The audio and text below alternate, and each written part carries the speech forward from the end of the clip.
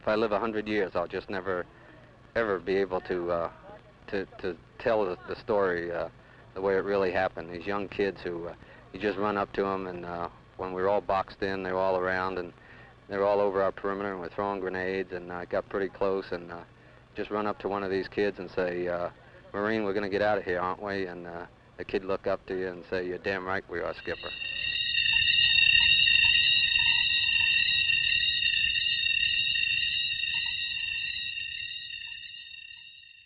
My name is John McINERNEY, and I was a corporal in the United States Marine Corps, and I was a member of the 1st Battalion, 3rd Marine Regiment in South Vietnam in 1967, 1968. When I joined the Marines, I was 18 years old. I had just graduated high school in 1966, and that's when I went in. So I walked up the street to the Marine recruiter, and I asked him, how quick can you get me away from home? Because that's what I was looking to do, is just get away. And he said, we can have you out of here next week. So that was my great decision to go in the Marine Corps. When I first went in the Marine Corps, I was sent to Cuba. I actually stood on the fence for 6 months guarding the base at Guantanamo, the naval base. And I didn't go to Vietnam right away. And then I came back with that unit to Camp Lejeune, North Carolina. And then we got individual orders to Vietnam. So you actually went to Vietnam individually.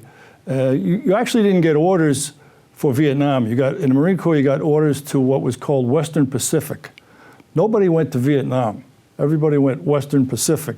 So you got Westpac orders, and you went on your own. I was an infantryman anyway, so I was assigned to an infantry battalion. I was assigned to the 1st Battalion, 3rd Marines, which was in what they call the I Corps, or the 1st Corps, the first area of Vietnam, of South Vietnam. It was called Quang Tri by the Vietnamese, but by the United States military, it was called the 1st Corps. And the 1st Corps, written in Roman numerals, looks like an I. So we were called I Corps. And there was 2 Corps, 3 Corps, but ours was I Corps because of the Roman numeral I, meaning the first. When I first got to Vietnam, I got off a C-130, and they put us on another aircraft to a base called Dong Ha, which was a very forward base in the I Corps area. And we spent the night there, and the next morning we were getting picked up by a helicopter. There was a group of us, probably about a dozen guys. And we had no weapons. All we had was our sea bags, our duffel bags. And helicopters flew in line, to pick us up. And those helicopters were just bringing in dead and wounded from a battle that was going on a few miles from us called Operation Hickory in the DMZ. And we were standing on that flight line as they carried these guys off in ponchos. And I never forgot that sight my entire life. With the experience I even had in the Marine Corps, I really was not in touch with how horrible this could be until I saw that. And they walked past, and there was actually blood dripping out of the ponchos onto the deck, and you could see the boots sticking out of the bottom. And I realized that these were real guys, and that kind of really snapped me awake. The chaos of war, where I was in Vietnam, was an everyday thing. Northern I Corps was where the DMZ was. It was where famous places like Can Thien, Khe Sanh, and it was chaotic. We faced North Vietnamese regulars on a day-to-day basis. There was really not many Viet Cong, and if there were, they were mixed in with the North Vietnamese. But these were North Vietnamese regulars, and we knew where they were, and we knew where they were coming from. The most difficult experience I had in Vietnam was after I had been there about 10.5 months. I was in a scrape called the Battle of Dai Do. Today, historically, it's called the Battle of Dong Ha, because the objective of the North Vietnamese was to take the base at Dong Ha, which was 3rd Marine Division headquarters. And the entire division of North Vietnamese was stopped by 1 battalion, which was the 2nd Battalion, 4th Marines, We had been attached to 2nd Battalion, 4th Marines just for this fight. And I don't think anybody actually knew how many enemy troops were in this area. And it turns out today, from books I read, there was about 8,000 of them. And we were 800. So you could see the comparison of the odds we were against. And we were thrown right into that mix. And that went on for days. I, however, was wounded the second day of that battle and was taken out. But that was the worst experience, not only in Vietnam, but that was the worst day of my entire life. I was wounded by what they call an RPG. They're still in use today. You see them on TV all the time in the war in the Middle East. They fired an RPG at us, and I was too close, and I got clipped by some shrapnel from it. Your opinion of Vietnam changes month to month, I would have to say. When I first got there, I had this sort of patriotic feeling that my parents had, my family had from World War II, that I was going to be doing a just thing here in Southeast Asia, from keeping communism, the usual line that was going on at that time. As I was there on a month-to-month basis, I realized somebody's screwing up here. There's something wrong. We keep retaking the same places over and over again. We keep losing people all the time and not being replaced. There was, even as a 20-year-old kid, I could see that there's something wrong with this, the way this is being conducted. The guys who are running this show are not paying attention, or they're just not pulling the strings correctly. It changed me forever. It changed me in very drastic ways. I think as a kid, I was a very quiet kid, tall, skinny kid from Rockaway Beach. I didn't say much. I was kind of shy. I came from a strict home, and when I came back from that war, I had been changed completely. Even photographs of me, I looked like a different guy when I came back from that war. Combat did things to me that I was very much in touch with. I kind of knew exactly what it had done, and it wasn't all bad. For a kid like me, for a shy kid like me, it didn't turn me into a maniac. It turned me into somebody who had a little more confidence. You know, you learn a lot about yourself in combat. You find out who you are, you find out your faults, and you find out a lot of strong points about yourself, about your personality. These things come out. You can't hide them in combat. Everything in combat is raw. Every emotion comes out. You can't get out from doing responsibilities that you're supposed to be doing. You can't hide, I guess is the term. And you learn that, you learn what you're made of, is probably the best way to put it. I think it was, I'm retired from the New York City Fire Department, which requires very similar leadership to combat. And I think the leadership that I saw in Vietnam from the officers that I had when I was there, I think that stayed with me. The experiences stay with you, and you make comparisons to new experiences that you have. But I think what really affects you the most is the leadership that you witnessed from the people you were with, the sacrifices they were willing to make to demonstrate their leadership to us and for us. I tried to copy that as a lieutenant in the New York City Fire Department by showing the type of leadership that I learned. And I would actually consciously reflect back on these captains and lieutenants that I had in Vietnam. It really affected me a great deal. I didn't speak about this till I was about 42 years old. We never spoke about Vietnam, even amongst Vietnam veterans that I happened to work with in my job.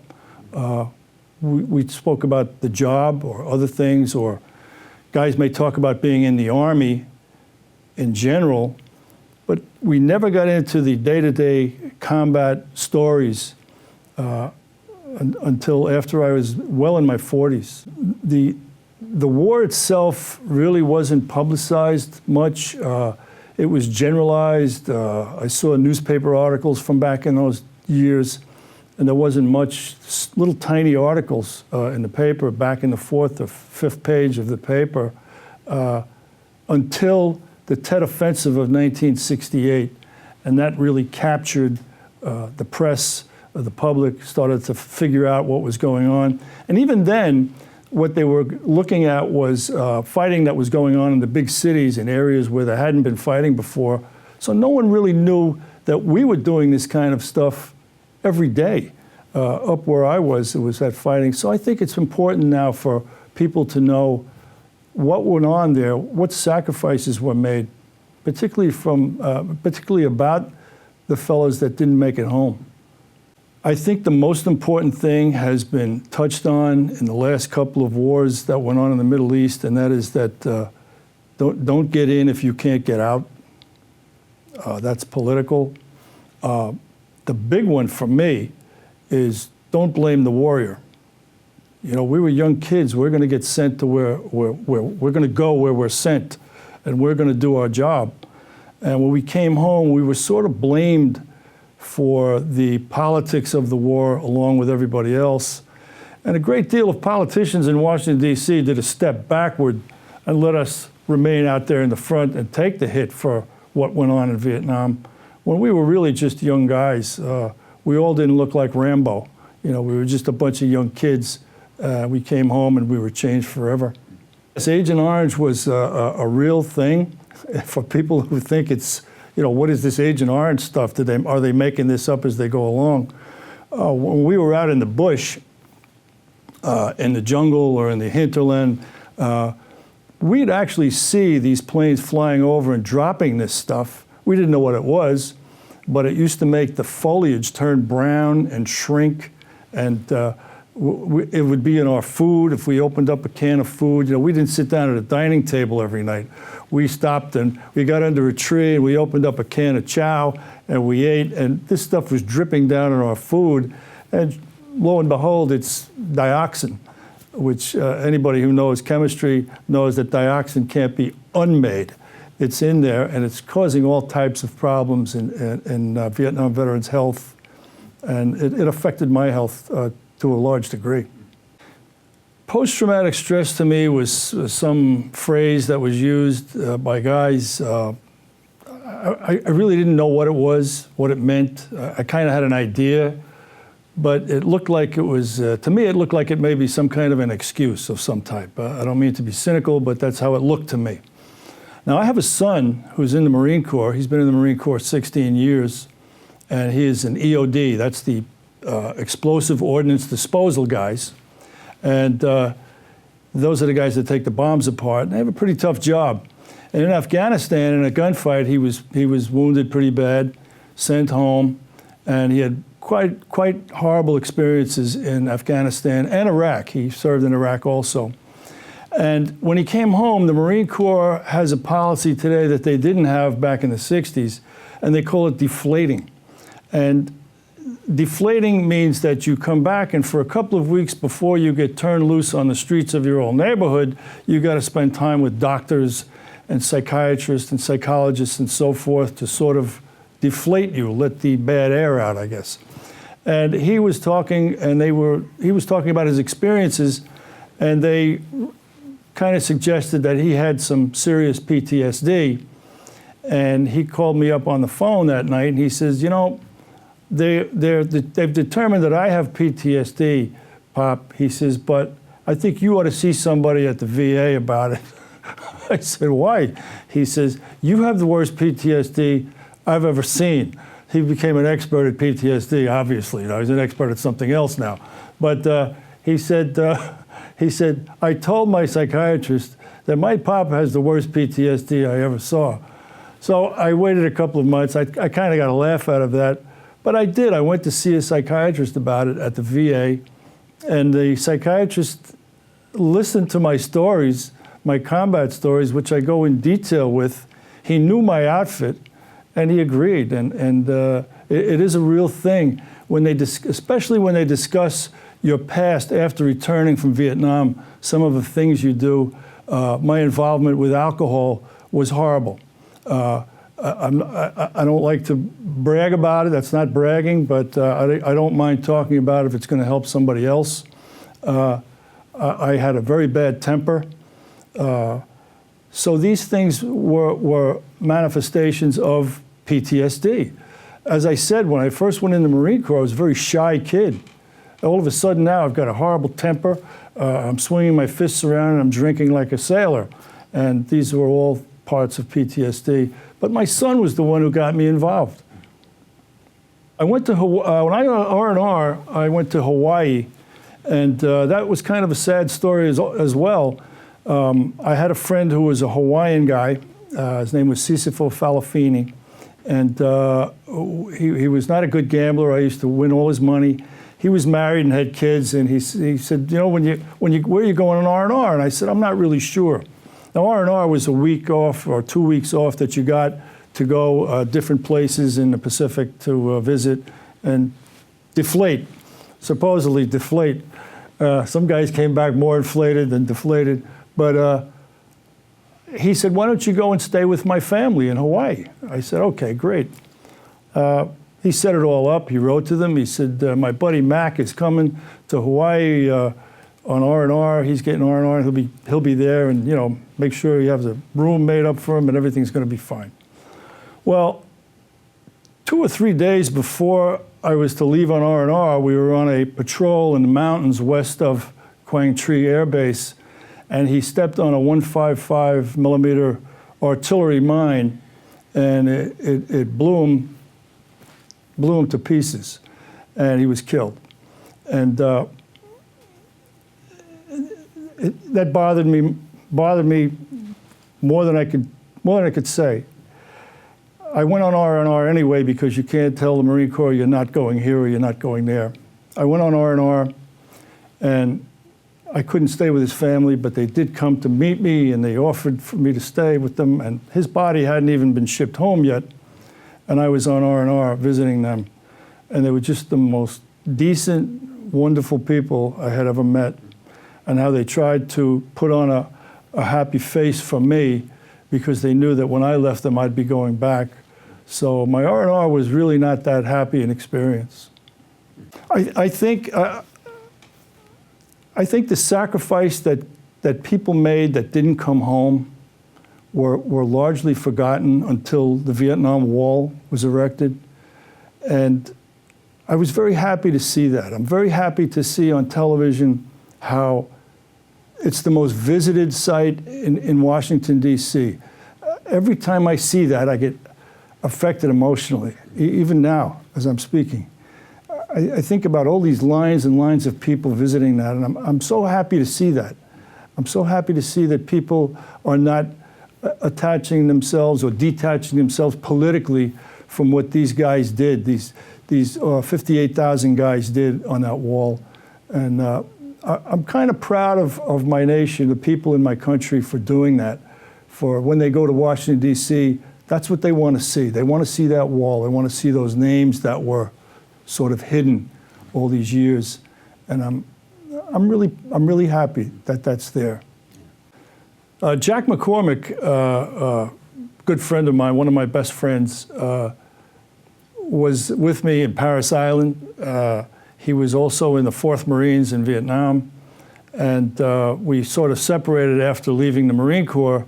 But he went in the fire department the same as I did. He went a few years before me. But we met up again in Brooklyn in the 70s, I believe it was, or 1980. I forget the year. But he was a captain, and he was what they call bouncing through, whereas a new officer in a rank, you have to work in different places. And he was working a night in Rescue 2, and we were real happy to see each other. And we had quite a busy night. We had a very eventful night, a lot of fires, some rescues made, and we stayed friendly after that. There was another fellow named Joe Giannini. Joe Giannini was my lieutenant in Vietnam. He was a boss. He's a couple of years older than me, and he was in charge of the platoon. And I ran into him through Jack. Jack had some legal matters that were taken care of by Joe, and he happened to mention that he knew me, and we all three got together again, and now we're pals again.